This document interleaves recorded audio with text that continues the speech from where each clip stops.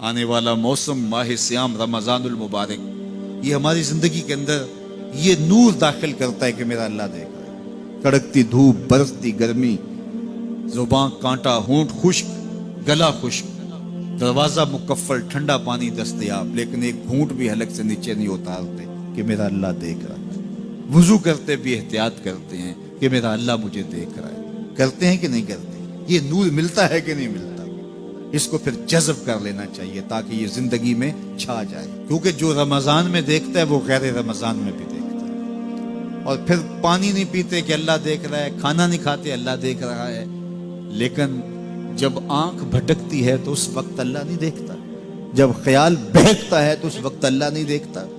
رشوت میز کے اوپر سے لے رہے ہوں یا نیچے سے لے رہے ہوں تب نہیں اللہ دیکھ رہا ہوتا، اللہ صرف کھانے اور پینے کو دیکھ رہا ہوتا ہے۔ یہ جو ایک نور آیا ہے اس کو جذب کر لے، پوری زندگی میں پھیلا لے۔ تو اسی لیے رمضان تقوی بانٹتا ہے، روزہ تقوی بانٹتا ہے، زندگی میں نور اور روشنیاں بھر دیتا ہے۔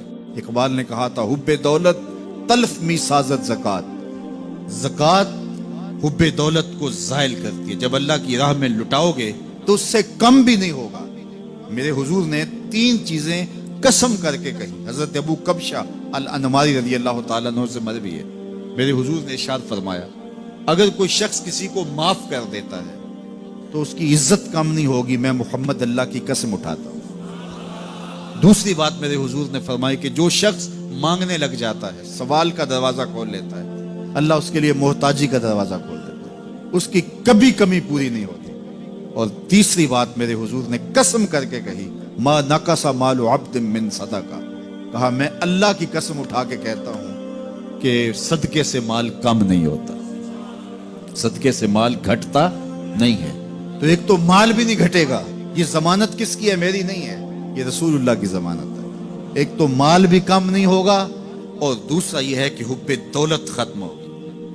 حب دولت تلف می سازت زکات، یہ ماہ سیام آ رہا ہے تو زکات سے حب دولت کو کم کیجئے، بلکہ صدقات دیجئے، نفلی صدقات کیجئے، غرباء کی مدد کیجئے، مساکین کی مدد کیجئے، اپنے غریب محتاج رشتہ داروں پہ غور کیجئے، ان کی مدد کیجئے، اپنی ہمسائیگی میں دیکھیے، پردے سے مدد کیجئے، ان کی عزت نفس بھی مجروح نہ ہو۔ یہ جو نمائش لگا کے 10 اخباروں میں چھپوا کے لوگوں کی مدد کرتے ہیں، اس سے گریز کیجئے۔ کبھی سوچیں کہ اگر آج کسی کی بیٹی لائن میں کھڑی ہے تو کل اگر یہ مرحلہ میری بیٹی کے لیے آ جائے تو پھر میرا مزاج کیا ہوگا؟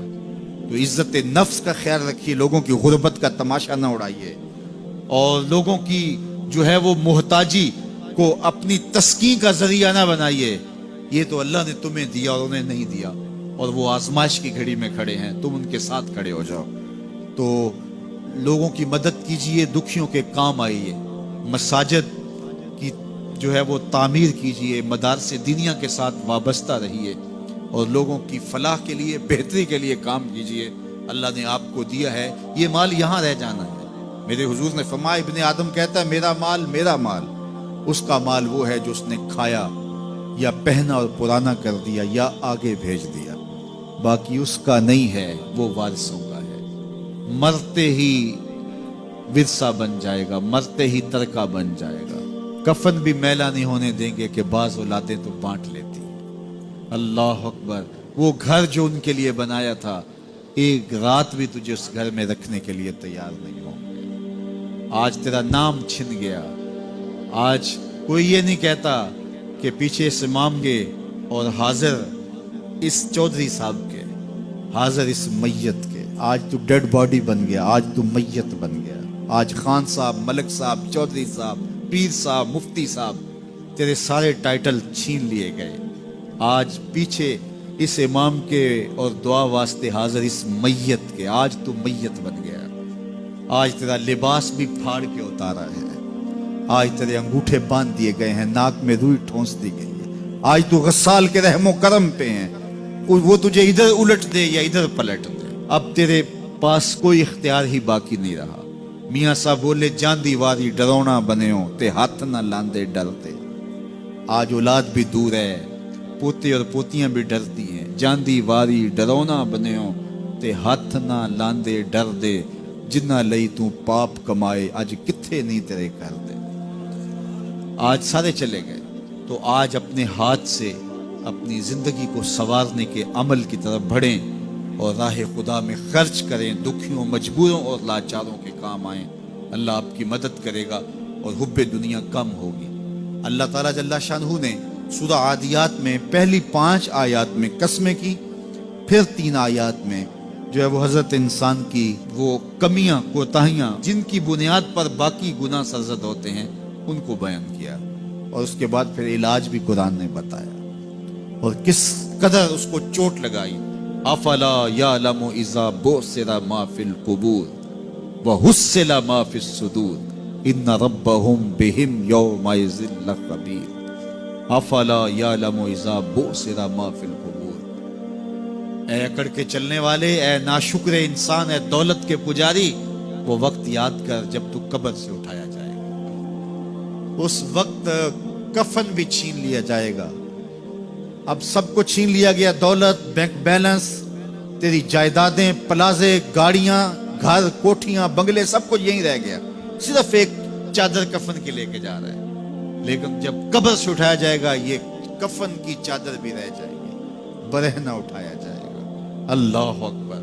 न पाँव में जूते, न सर पे पगड़ी, न बदन पे कपड़ा, बरहना उठाया जाएगा। सैयदा आयशा रज़ियल्लाहु ताला अन्हा ने सुना तो कांपने लगी। अर्ज़ की हुजूर कब्र से बरहना उठाए जाएंगे तो एक दूसरे से हया नहीं आएगी? फरमाया आयशा मामला इससे भी आगे है। किसी को होश होगी तो हया आएगी, होश उड़े हुए होंगे, खौफे कयामत तारी होगा। कब्रों से यूं लोग उठाए जाएंगे। अफला यअलमु इज़ा बुसिरा मा फिल कुबूर। अब बोसिरा का जो मफहूम है, जो तर्जुमा और मानी है, वो तो रहे। बोसिरा का जो सोती आहंग है, जब बोलते हुए एक झटका लगता है तो कब्रों से उठते हुए लोगों की कैफियत मालूम करने के लिए बोसिरा का सोती आहंग ही काफी है।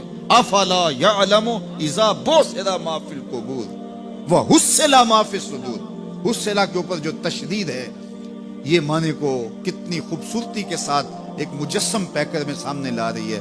अल्लाह फरमाता फिर वो वक्त आएगा जो सीने में होगा वो तश्तज़बाम हो जाएगा। आज आप मुझे नेक समझते हैं, मैं आपको अच्छा समझता हूँ, लेकिन मेरे सीने के अंदर क्या चल रहा है ये आपको नहीं पता। ये मैं तकरीर चहक चहक के कर रहा हूँ, इसके पीछे क्या है? मैं आपके दिल अपनी जानब मोड़ना चाहता हूँ, आपकी जेबें खाली करना चाहता हूँ, या मैं आपके सामने पाक और सुथरा और बड़ा जो है वो नेकोकार बनना चाहता हूँ, या मेरा मकसद रिज़ाए इलाही है? ये मुझे पता है, आपको नहीं पता। आप कहाँ हैं, कहाँ खड़े हैं, मैं आपको अच्छा समझता हूँ, लेकिन आपको पता है कि हम कहाँ खड़े हैं। लेकिन क़यामत के दिन ये सारी चीजें सामने आ जाएंगी। वह हुस्सिला मा फिस सुदूर। और सूरा अत्तारिक में फरमाया यौम तुबलस सराइर फमा लहू मिन कुव्वतिन वला नासिर। उस दिन सारे राज खोल दिए जाएंगे और कोई ताकत नहीं होगी जो उन राजों को खुलने से रोक सकेगा। आज ताकतवर की बात नहीं खुलती और कमजोर की बात उछाल दी जाती है, लेकिन वो वक्त आने वाला है यौम तुबलस सराइर फमा लहू मिन कुव्वतिन वला नासिर। न जोर के बल पे, न जर के बल पे, न किसी और बल पे किसी काम को रोका जा सकेगा। हर शय तश्तज़बाम हो जाएगी। वो कितना सख्त दिन होगा। ऐ दावरे हशर मेरा नामाए आमाल न पूछ, इसमें कई पर्दा नशीनों के भी नाम आते हैं। तो वो कितना सख्त दिन होगा। वह हुस्सिला मा फिस सुदूर इन्ना रब्बहुम बिहिम यौमइज़िन लखबीर। बेशक उनका रब उस दिन उनसे खूब बाखबर होगा। वो आज भी बाखबर है, लेकिन आज कईयों को यकीन नहीं कि वो बाखबर है, लेकिन उस दिन सबको यकीन हो जाएगा कि मेरा रब इससे बाखबर है।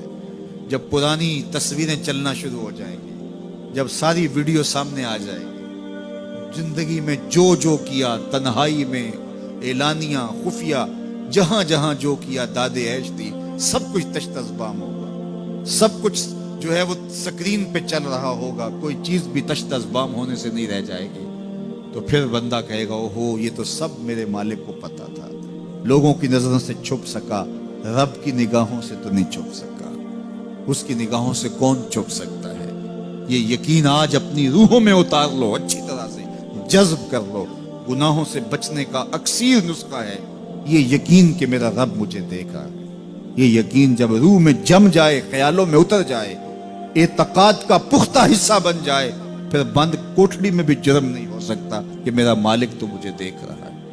آپ دیکھتے نہیں کہ جب 7 دروازے بند کر کے بت کے اوپر موٹا کپڑا ڈال کے زلیخا بولی ہے تلک یوسف اب تو آ جاؤ نا، اب تو کوئی نہیں دیکھ رہا، قال معاذ اللہ، تو جناب یوسف نے کہا میں اللہ کی پناہ میں آتا ہوں۔ اللہ اکبر، تو دروازے بند کر کے لوگوں کی نظروں سے چھپ گئی ہے، اور بے نور آنکھیں رکھنے والے اس پتھر کے بت سے بھی حیا کرتی ہے اور اس پہ بھی پردہ ڈال لیا ہے۔